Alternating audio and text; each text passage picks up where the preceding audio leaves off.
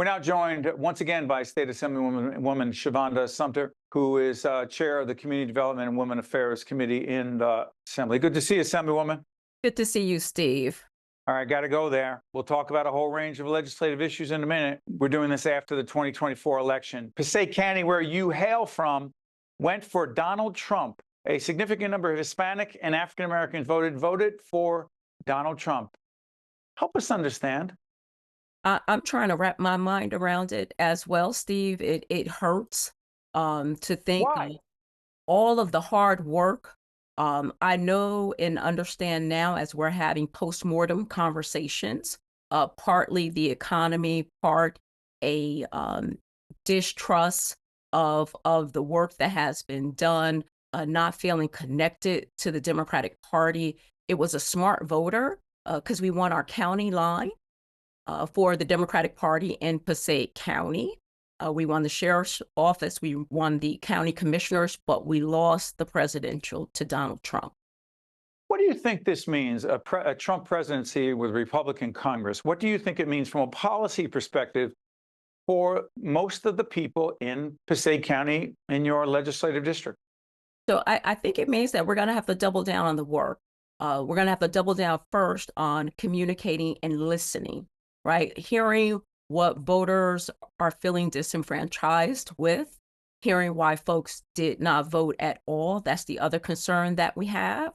We also have to deal with the elephant in the room, which is the misogyny that comes with it, the sexism, because we had a woman, Latina, running for Congress in Passaic County, Senator Nellie Poe, Congressman. Now, Congresswoman Nellie Poe, who barely won in a largely Democratic district, formerly represented by longtime the late Congressman Bill Pascrell.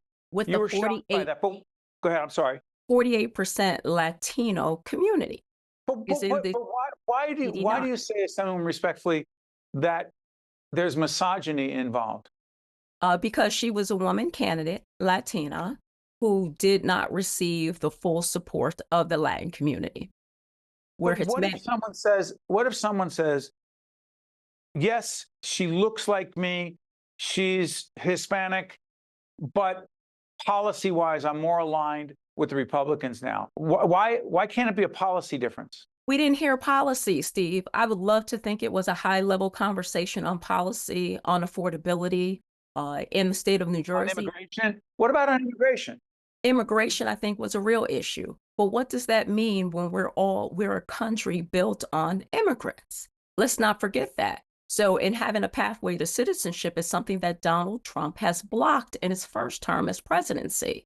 So a clear understanding of what that means for community as a whole, especially our Passaic County district that's made up of over 90 different dialects when you look at the school district, is concerning and alarming that immigration was on the ballot for this president, who has hired the border czar, the former ICE director, to head up his policy on immigration. So what do you think sorry for interrupting, Assemblywoman. What do you think, quote unquote, mass deportation means?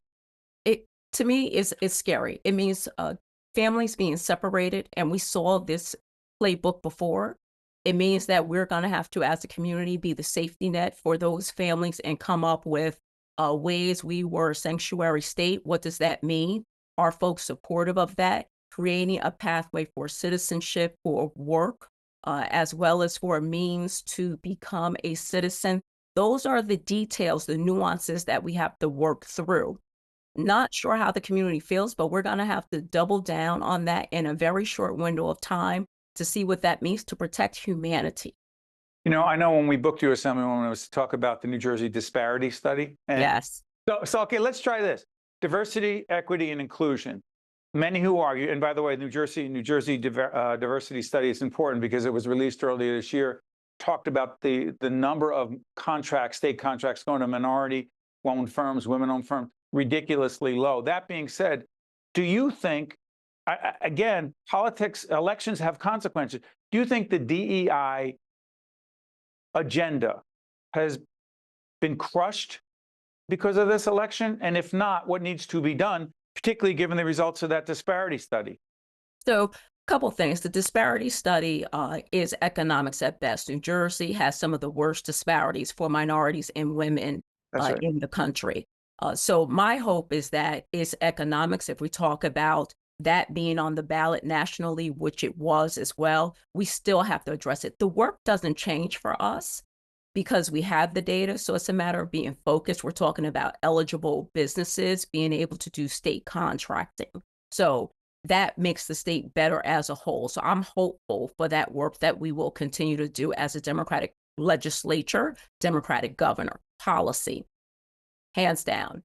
What does it mean for DEI? It's on Yeah. the chopping block. However, I would What does that argue mean on the you don't do okay. What does it mean beyond the chopping block? it means that it will no longer be viewed based on the remarks from the president-elect Donald Trump that there's no value. There's no value in diversity, equity, and inclusion. There's no fair start. There's no opportunity to find the strings for the bootstraps that they want you to pull yourself up by. We're talking about educational systems being on the chopping block with the abolishment of the Department of Education on a national level. We're talking about making sure that the diversity brings a voice to the table to support actions instead of just being one that's an exclusive environment for the rare air of trillionaires and billionaires. So for us, as the African American community, chair of the Legislative Black Caucus, we'll continue to fight. No matter what form it's in, our diversity is what makes us stronger.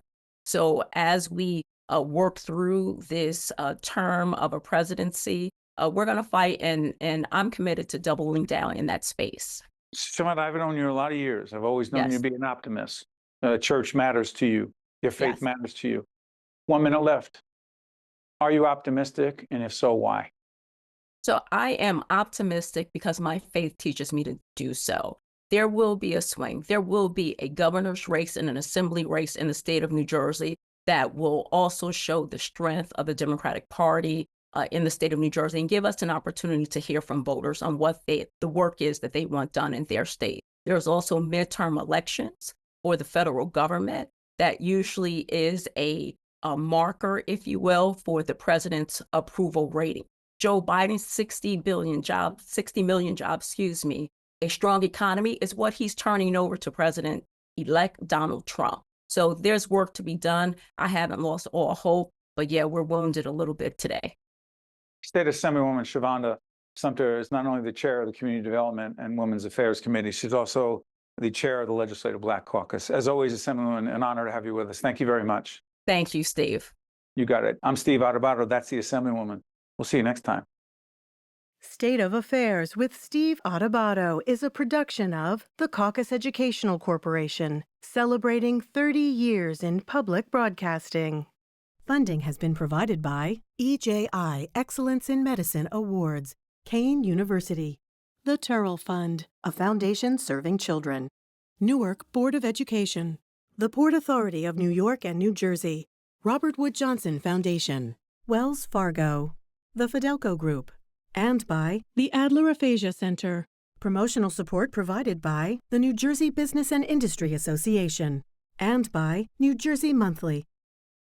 Hi, I'm Abby. You might see me as an ordinary person, but I've been living with a brain injury since 2018. Opportunity Project gave me hope, and I've gained confidence through job skill training and helping my family. Despite my challenges with memory, I see a possibility to keep improving. If you have a brain injury, you don't have to face your road to recovery alone. Learn more about Opportunity Project and its partnership with Children's Specialized Hospital.